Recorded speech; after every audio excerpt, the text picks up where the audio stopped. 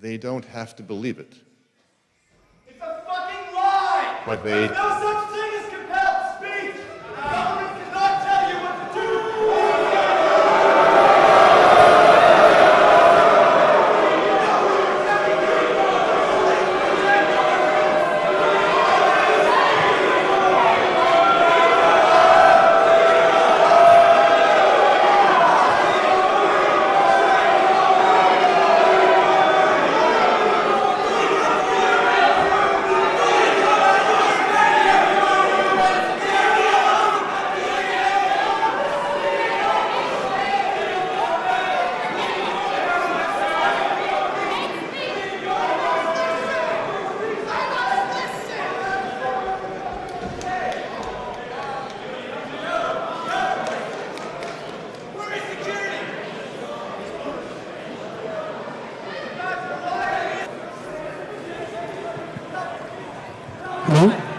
That's pure narcissism at work, by the way.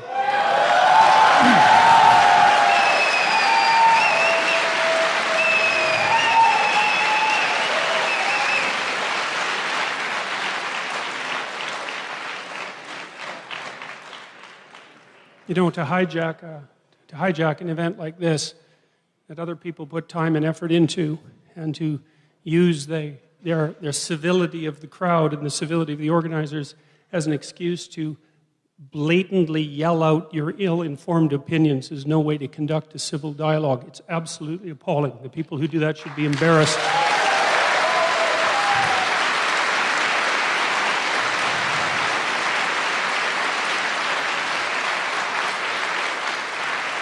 I guess I would also say that as students and as faculty members, you shouldn't put up with it. There's no way that you should allow people who are doing this to hijack your educational opportunities and to bend and twist the functions and the structures of the university.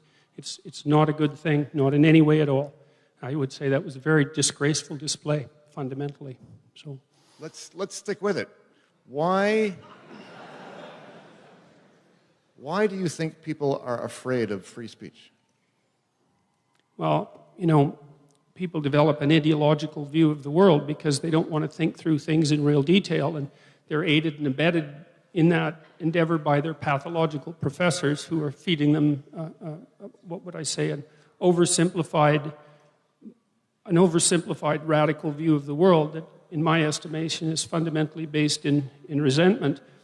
Not that there's no reason for, say, a left-wing view of the world, and we can get to that later. It's easy virtue. You know, you can stand up in front of 900 people with your placard and you're screeching, and you can declaim to the entire audience your fundamental moral superiority. You can tell everyone at once that they're all beneath you and you're standing for the right thing, and absolutely none of that is earned. You know, like what the hell was that? No, seriously, man. It's just complete misbehavior.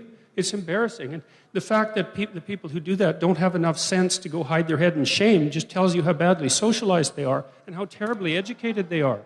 And the thing that's so awful is that there are professors and educators who promote that. They say, well, that's how you change the world. It's like, it is how you change the world, but it's certainly not how you make it better. You make it worse, clearly. You know, there's no comfort in that. And there's nothing about it that's impressive. It's no better in some sense than a 2-year-old having a tantrum on the floor.